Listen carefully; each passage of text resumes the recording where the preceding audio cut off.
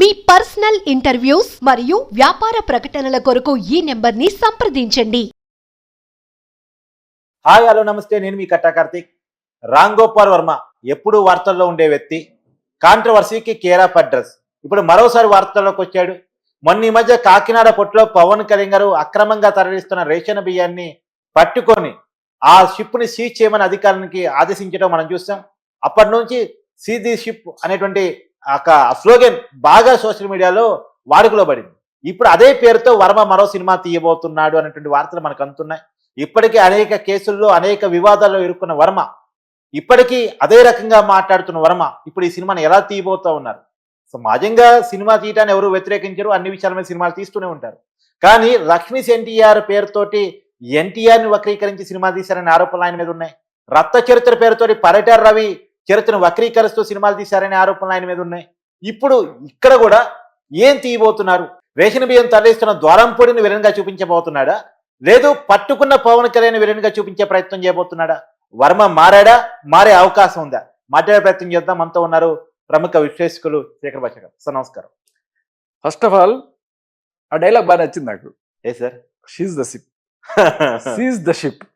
అది ముఠా మేస్త్రి సినిమా చూసినప్పుడు మెగాస్టార్ చిరంజీవి ఆయన ఆ సినిమాలో ఒక పొలిటీషియన్ అవుతారు, తర్వాత ఒక నేత అవుతారు, హోమ్ మినిస్టర్ అవుతారు. అయిన తర్వాత తాట తీస్తారు అందరికి. సినిమా హీరోలు ఉన్నప్పుడు చేసే ఆ డైలాగులు సినిమాల్లో మాత్రమే ఉంటాయి, రియల్ లైఫ్లో ఉండవు అని అనుకుంటారు. సినిమా హీరో రియల్ హీరో అయ్యేది ఎప్పుడు అంటే అది నిజంగా చేసి చూపించినప్పుడు. అవును, పవన్ కళ్యాణ్ సినిమాల్లో కూడా ఇలాంటివి మనం చాలా చూసాం. ఇప్పుడు రియల్ గా కూడా రియల్ గా చేసేటది. అవును, ఇట్లా చూసి సీజ్ ద షిప్ అన్నాడు, అదిరింది. అది అంటే నిజంగా దాంట్లో అన్యాయం ఉందా లేదా అనేది అవన్నీ ఎంక్వైరీలో తేలుతాయి. But is got the guts. And అంటే గట్స్ అంటే ఇప్పుడు జనరల్ చెప్పాలంటే అవతల వాళ్ళు గవర్నమెంట్ లో ఉన్నప్పుడు మనం ఇలాంటి డైలాగులు చేసాం, ఇలాంటివి పెట్టితే అది గట్స్. అవును, అంతేగాని మందే గవర్నమెంట్ ఉన్నప్పుడు ఇంకా ఈజీ అయిపోతుంది. బట్ ఏదైనా ఐ లైక్ దట్ ఆ ఫ్లో అదిరింది. అది నిజంగా ట్రెండ్ అవుతుంది. ట్రెండ్ని క్యాచ్ చేయడంలో రామ్ గోపాల్ వర్మ ఫస్ట్ ఉంటారు, అది దేన్ని మిస్ చేసుకోరు. కాకపోతే రామ్ గోపాల్ వర్మ గారికి బాగా సూట్ అయింది ఏంటంటే షీఈస్ ద షిప్, షీఈస్ కాదు షీఈస్ ద షిప్. అంటే ఆయన ఎక్కువగా అమ్మాయిలు ఎక్కువగా ఆరాధిస్తుంటారు కదా, శృంగారభరిత సినిమాలు. షీఈస్ ద షిప్ అంటే షీ తోటి ఏం షిప్, అది ఫ్రెండ్షిప్పా, రిలేషన్షిప్పా, ఎటువంటి షిప్ ఉంటుంది అనే దాని గురించి బేసికలీ ఆయన ఆ కోణంలోనే, ఆ చిలిపి కోణంలోనే ఎక్కువగా ఉంటుంటాయి కదా ఆయన సినిమాలు. బట్ అప్పుడప్పుడు ఇలా పొలిటికల్ సెటైర్లు వేస్తుంటారు. కానీ ఏదైనా స్పోర్టివ్గా తీసుకునే ఇది ఉండాలి.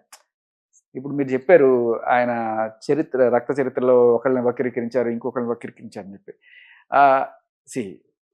మనకి ఫర్గా వచ్చేవి ఉంటాయి, విమర్శలు వచ్చేవి ఉంటాయి. విమర్శల్ని అందరూ ఆహ్వానిస్తారు సార్, కానీ విమర్శలు పరిధి దాటితే, ఇప్పుడు నేను ఒకటి చెప్తాను, పరిధి దాటితే బర్రె ఈ గేదె మోహానికి పవన్ కళ్యాణ్ గారి బొమ్మని, చంద్రబాబు బొమ్మని, లోకేష్ బొమ్మని పెడితే ఎలా ఉంటది? అది చూసే వాళ్ళకి ఎలా అనిపిస్తుంది? ఖచ్చితంగా తప్పే, నీకైనా తప్పే. నాకు ఆ పోస్ట్ డిలీట్ చేస్తున్నారు, కానీ ఈ పోస్ట్ గతంలో ఆయన హ్యాండిల్ వచ్చాయి. కాదు ఇప్పుడు నేను అడిగేది ఏంటంటే సెన్సార్ బోర్డు వాళ్ళు ఏం చేస్తున్నారు, ట్విట్టర్ వాళ్ళు ఏం చేస్తున్నారు? ఈ రోజు బాధపడుతున్నాడు కదా కార్తీక్, లేకపోతే ఈ ఫ్యాన్స్, మరి సంవత్సరం క్రితం ఏం చేశారు? మీరు కంప్లైంట్ ఇచ్చారా? కేసు చేశారు, అప్పుడు ఎవరు తీసుకున్నాడు కాక?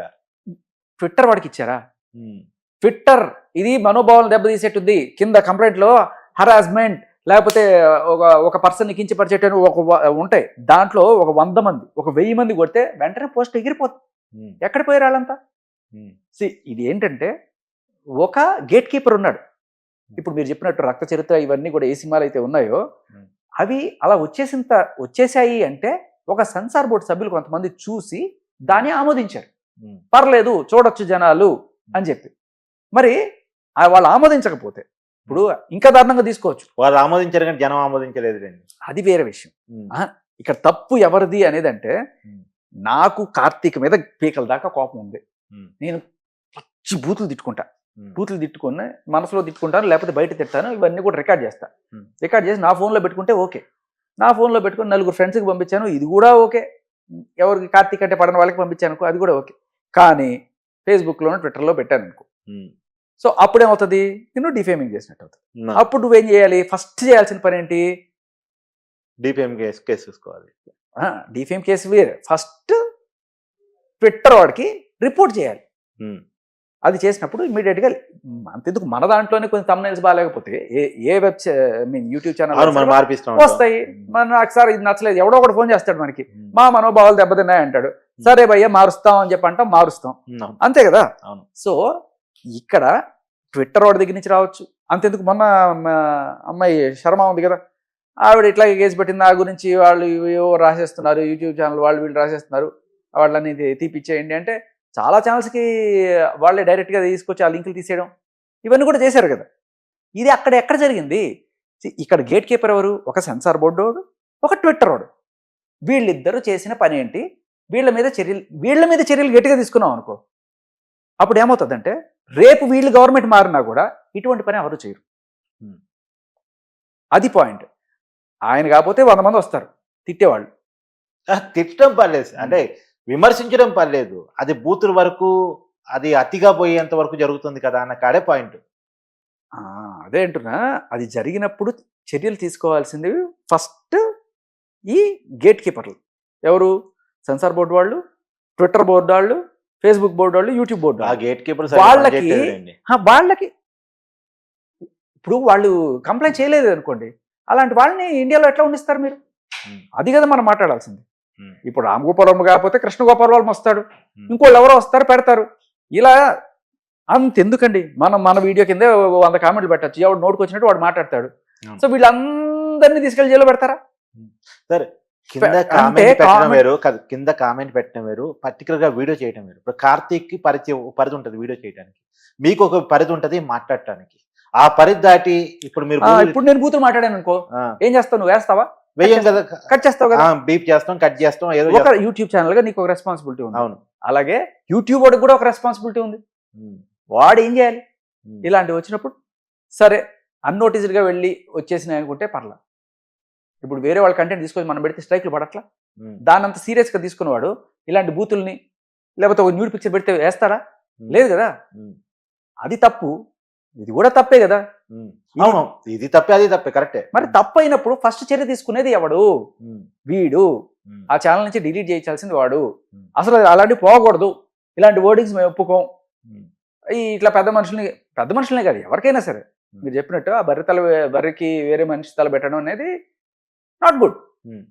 అప్పట్లో లాలూ ప్రసాద్ యాదవ్ ఆయన గడ్డి స్కామ్ చేశారు అని చెప్పి ఏదో కోర్టులో కేసు వచ్చింది, తేలిందో లేదో తర్వాత విషయం.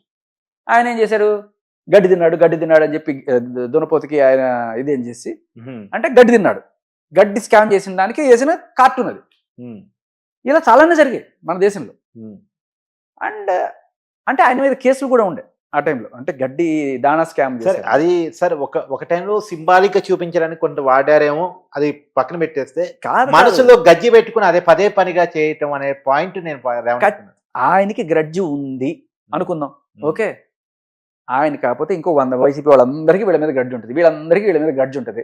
సో ఎవడైనా తిట్టుకోవచ్చు, ఏదైనా చేసుకోవచ్చు, ఒప్పుకుందామా, ఒప్పుకోం కదా. సభ్య సమాజానికి ఒక లిమిటేషన్ అని ఉంటుంది ఇవి చూడడానికి. మనకి లాస్ట్ టైం అదే కదా, ఏంటయ్యా ఈ భాష, ఆ రోజా గారు మాట్లాడతారు, లేకపోతే ఇంకొకళ్ళు అటు సైడ్ వాళ్ళు మాట్లాడతారు, ఇటు సైడ్ వీళ్ళు మాట్లాడతారు. ఒక ఆయన పెద్ద మీటింగ్ పెట్టి పోలీసులందరూ కూడా ఎందుకు వచ్చారు ఇక్కడికి అని చెప్పి పబ్లిక్ గా, మీకు గుర్తుందో లేదా, పెద్ద నాయకుడే ఆయన, పార్టీలు ఎందుకు, ఆ పార్టీ వాళ్ళు మాట్లాడారు, ఈ పార్టీ వాళ్ళు మాట్లాడారు. కానీ అలా మాట్లాడినప్పుడు వేస్తాడా, మనం ఛానల్ నుంచి మనం వేస్తామా, కనీసం బీప్ అయినా చేయాలి, కట్ అయినా చేయాలి కదా. అవును, లేదు అది అలవాటు చేద్దాం జనాలకి అని చెప్పి మెల్లమెల్లగా పర్లేదు ఇది పర్లేదు అని చెప్పి మెల్లగా అలవాటు చేస్తున్నాం మనమే. మనది తప్పు ఉంది, అలాంటివి మాట్లాడినప్పుడు మనం వేయకూడదు. అలాగే మీరు వేసుకోకపోకండి, నేను మాట్లాడి మీరు వేయట్లేదు కదా, తొక్కేస్తున్నారు కదా, నా నోరు నొక్కేస్తున్నారు కదా, నేను నా ఛానల్లో పెట్టుకుంటా అని చెప్పి ఆయన ఛానల్లో పెట్టుకున్నా కూడా నా మనోభావాలు దెబ్బతిని నువ్వు కంప్లైంట్ ఇస్తే ట్విట్టర్ ఒకటి తీసేయాలి. ఒకటిస్తే తీలా, ఇద్దరిస్తే తీలా. మరి పవన్ కళ్యాణ్ గారికి కోట్లల్లో ఉన్నారు అభిమానులు, మరి కనీసం ఒక 1000 మంది ఇచ్చిన పని అయిపోయేదే. మరి మొన్న డిలీట్ చేయాల్సిన పరిస్థితి ఎందుకు వచ్చింది, అది పాయింట్. సో గట్టిగా ఎవరి పని, ఎవరికైనా ద్వేషం ఉండొచ్చు, ఆ ద్వేషం మితిమీరి మాటలు లేకపోతే ఇట్లాంటివి వచ్చినప్పుడు, వీడియోలు వచ్చినప్పుడు దాన్ని కంట్రోల్ చేయాల్సింది మీ ఛానల్ వస్తే మీ ఛానల్ వాళ్ళు, అది దాటిందంటే ఆ యూట్యూబ్ వాళ్ళు, ట్విట్టర్ వాళ్ళు, ఆ బోర్డు వాళ్ళు కంప్లైంట్ అయినప్పుడు వాళ్ళు తీసుకోవాల్సిన చర్యలు, తీసుకోకపోతే వాళ్ళ మీద గవర్నమెంట్ చర్య తీసుకోవాలి. ఏం చేస్తున్నావు అని చెప్పి వాళ్ళని అడగాలి, వాళ్ళని బాధ్యులు చేయాలి. ఒక రామ్ గోపాల్ వర్మ మీద కేసు పెట్టేస్తే సరిపోద్దు, ట్విట్టర్ వాడి మీద కేసు పెట్టాలి. నువ్వు ట్విట్టర్ వాడు ఎక్కడ పోయాడు? ట్విట్టర్ వాడికి కంప్లైంట్ ఇచ్చారా? ఇస్తే వాడు ఏం చర్యలు తీసుకున్నాడు? రాశారా? వాడిని అడిగారా? అడగరు. ఆడెక్కడో ఇంకొకటి అడుగుతా, ఇప్పుడు రామ్ గోపాల్ వర్మ ఇండియాలోనే లేరు అనుకుందాం, లేకపోతే ఒక ఫారెన్ వాడు ఎవడో ఉన్నాడు, ఉంటారు కదా మనకి, ఇంకా పంచి ప్రభాకర్ అని, ఇంకా చాలా మంది ఎక్కడెక్కడి నుంచో చేస్తుంటారు, వీడియోస్ అందరు కూడా చేస్తుంటారు. వాళ్ళు ఫారెన్ నుంచి పెట్టేస్తారు, పట్టుకొస్తారు అక్కడి నుంచి? లేదు కదా. వాళ్ళు ఎప్పుడైనా ఇండియా రాకపోతారా, అప్పుడు పట్టుకుందామా అని చెప్పి చూస్తుంటారు తప్ప. సో యూట్యూబ్ అనేది not just in India or Hyderabad, అవును, ప్రపంచంగా ఉంది. ట్విట్టర్ కూడా అలాగే ఉంది. ఇదే ట్వీట్, ఇదే మీరు చెప్పినట్టు పవన్ కళ్యాణ్ వాళ్ళని కించపరిచే ట్వీట్ ఏదైతే ఉందో, అది సపోజ్ ఒక అమెరికా నుంచో, ఒక నార్త్ కొరియా నుంచో, లేకపోతే చైనా నుంచో ఒకటి పెట్టాడు అనుకుందాం, ఏం చేస్తావు? చేయాల్సింది ఎవరు? నువ్వేం చేయలేవు. ఎవరు చేయాలి? యూట్యూబ్ వాడు చేయాలి, ట్విట్టర్ వాడు చేయాలి. వాళ్ళ మీద నువ్వు ఎఫ్ఐఆర్ చేసి చైనాకి వెళ్ళి పట్టుకొస్తావా? చేయవు కదా. దీనికి సిస్టమ్ పద్ధతి ఏంటి అంటే, చేయాల్సిన వాడు చెయ్యాలి, వాడు చేయలేదంటే వాడి మీద కేసు పెట్టాలి. మా ఇండియాలో ఇలాంటివి అలౌడ్ చేయము. This post is not visible in India అని చాలాసార్లు వస్తాయి. రైట్స్ కొట్టినప్పుడు ఇండియాలో ఈ పోస్ట్ పని చేయదని వస్తుంది. ఎందుకంటే ఇండియాలో కొంతమంది కంప్లైంట్ చేశారు, వాళ్ళ మనోభావాలు దెబ్బతిన్నాయి. నువ్వు ట్విట్టర్ వాడిని అడగాలి, సెన్సార్ బోర్డుని అడగాలి. వాళ్ళని బాధ్యులను చేసినప్పుడే ఇలాంటి పోస్టులు, ఇలాంటి సినిమాలు రావడం ఆగుతాయి. మీకు బాధ అనిపిస్తే మీరు ఫస్ట్ చేయాల్సింది అది. Yes sir, thank you so much.